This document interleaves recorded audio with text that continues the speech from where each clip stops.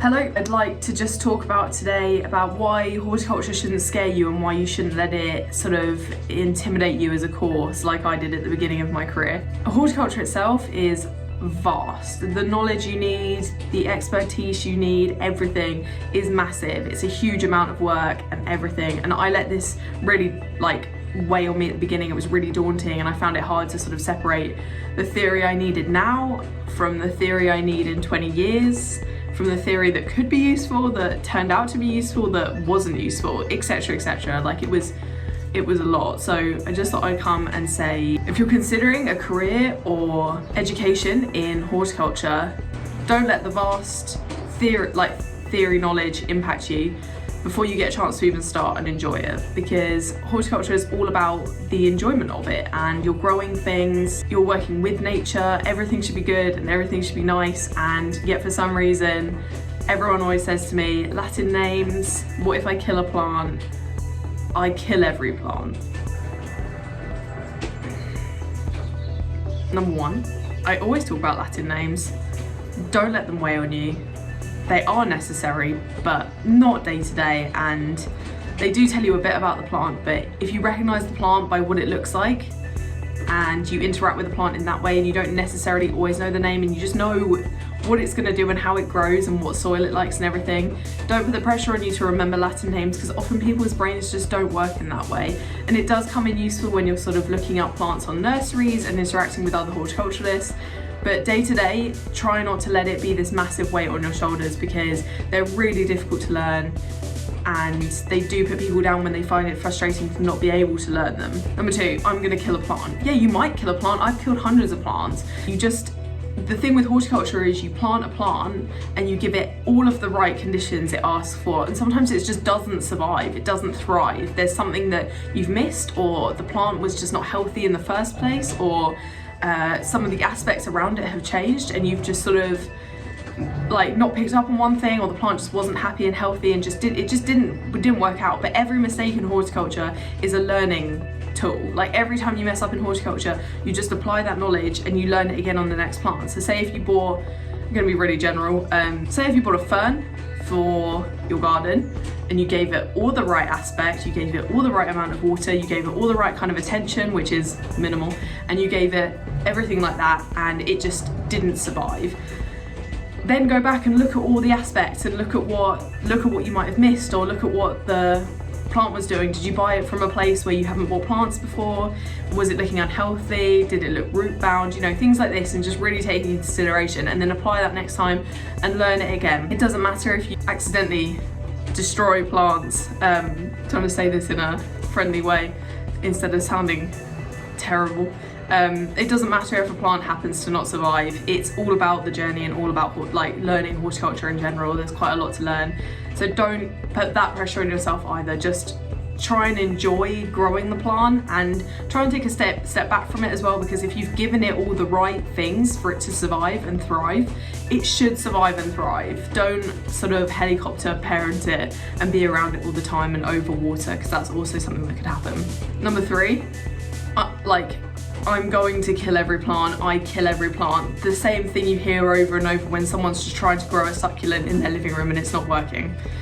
I'm sick of this, because the places that you buy plants, often supermarkets, IKEA, etc., aren't the most reliable, aren't the most sort of ethical of places to buy plants, aren't grown by growers often, and they've sat in a supermarket and have been damaged there, because often supermarkets, they're sort of indoors, no light, not in the right aspect. They might get flooded with water one day, and then you're buying a plant that could already be dying, and then you take it home and you just shove it in a corner because you're not really sure what to do with it, and then you just think, oh no, I've killed another one, and you get really disheartened.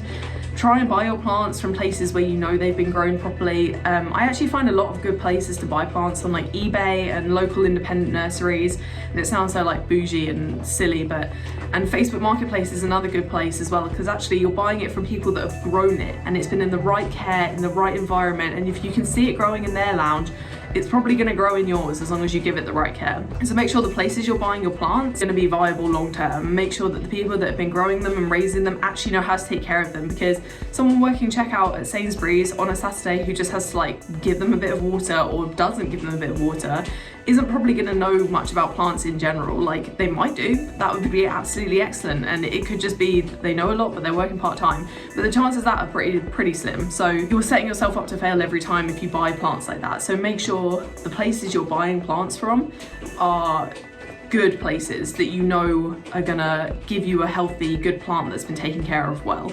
And don't let the thought that it might not survive impact you taking care of it. And less attention is often good attention with general plants. I'm not saying that about every plant, because obviously there's loads of plants that need special attention, special temperatures, etc, etc. But generally, on the whole, most houseplants, most perennial plants that you're planting, most shrubs, most trees, etc, do better with you just planting them with all the right elements that they need, and then taking a step back and just leaving them to thrive and survive, and just stepping in when they need water or when they need fertilizer, etc. But don't sort of hover over the whole. Seems really intimidating when you try and take it on as sort of a young person, maybe looking for a vocational career or looking to pick up a good hobby, or just making it part of your day-to-day lifestyle. It does seem really intimidating, and there is a lot of false information out there, because also everyone can be a gardener, if that makes sense. So you often get people preaching and they're not really quite sure, and they're saying, yeah, go and buy IKEA, go and buy it, and it's just gone lucky for them and they've got good ones. But it can be really disheartening and really overwhelming for horticulture to seem like this massive thing that just isn't working out right. So just take it step by step. Start with the thing that just brings you the most joy. So if you love houseplants, get some houseplants. If you love cutting flowers and growing those, try and find a tiny bit of land, whether it's an allotment or a tiny bit of land at your parents' house or your uncle's house or your guardian's house, or your own house or a windowsill, and just try and grow something and find the joy in the bit of horticulture that sparked your interest in the first place.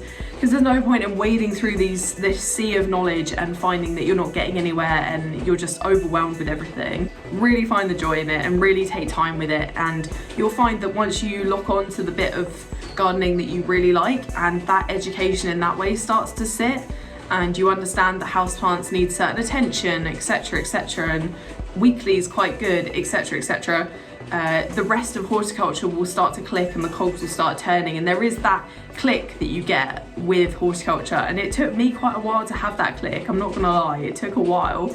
I'd say a couple of years in, and I was getting quite like disheartened and quite frustrated because the way my brain works wasn't the same, and I was just sort of frustrated that I couldn't learn horticulture, but it's because I was trying to take it all on at once.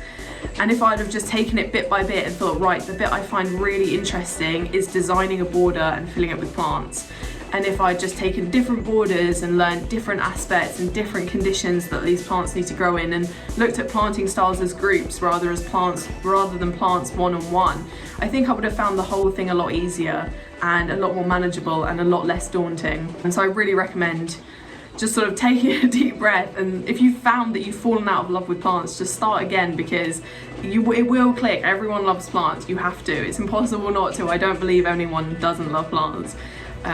So yeah, I hope this is some helpful information in some way. It's a short but sweet video. I just wanted to let you know that you're not alone in horticulture. People like me are here to help, and we're not going to let you fail on your own. Not that you were failing, but not going to let you suffer there, thinking you're not getting it or thinking you're the only one in the world that doesn't understand horticulture or that it isn't clicking. It will click and you will enjoy it, and don't give up.